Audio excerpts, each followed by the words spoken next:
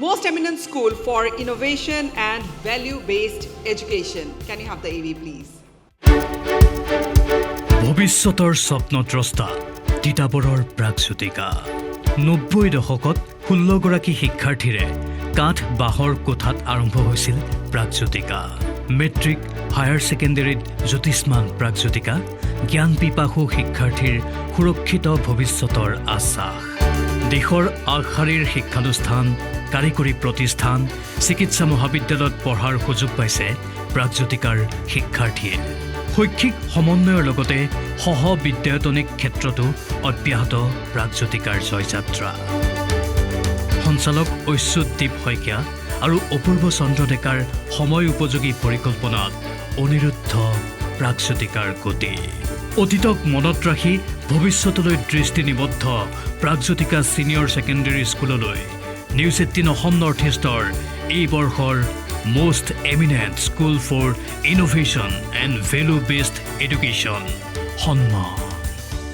তিতাবৰস্থিত Pragjyotika senior secondary স্কুললৈ এই সন্মান আৰু এই সন্মানটি গ্ৰহণ কৰিবলৈ মঞ্চলৈ আমন্ত্ৰণ কৰিছোঁ ঐশ্বদ্বীপ শইকীয়া আৰু অপু ডেকা ডাঙৰীয়া দুয়োগৰাকী সঞ্চালক প্ৰাগজ্যোতিকা ছিনিয়ৰ ছেকেণ্ডেৰী স্কুলৰ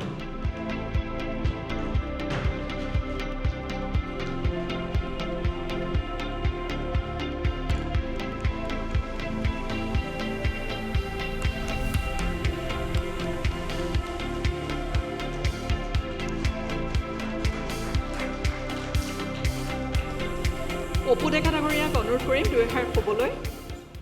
নিউজ 18 অসম নৰ্থ ইষ্টক প্ৰথমতে আমি ধন্যবাদ জ্ঞাপন কৰিছোঁ ৩৬টা বছৰৰ আগতে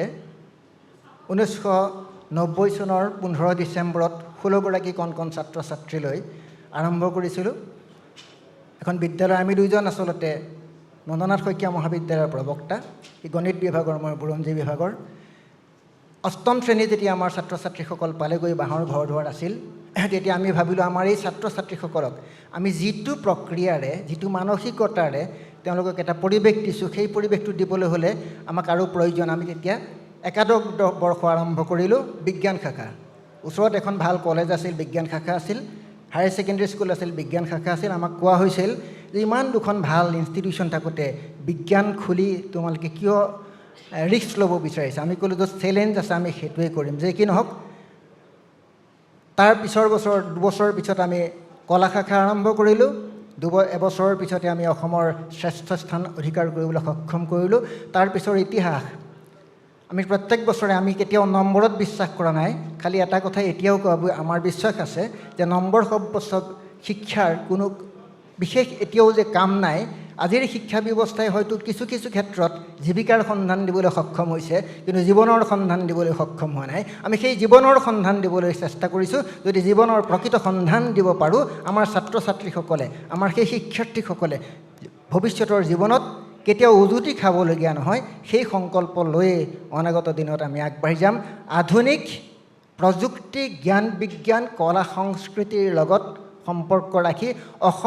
আমাৰ অসমৰ শিক্ষাৰ্থীসকলক অসমীয়াত্বক নিজৰ হৃদয়ত সংপৃক্ত কৰি প্ৰাগজ্যোতিকাক আগুৱাই নিবলৈ প্ৰচেষ্টা আগবঢ়াইছোঁ আপোনালোকৰ সকলোৰ আশীৰ্বাদত ধন্যবাদ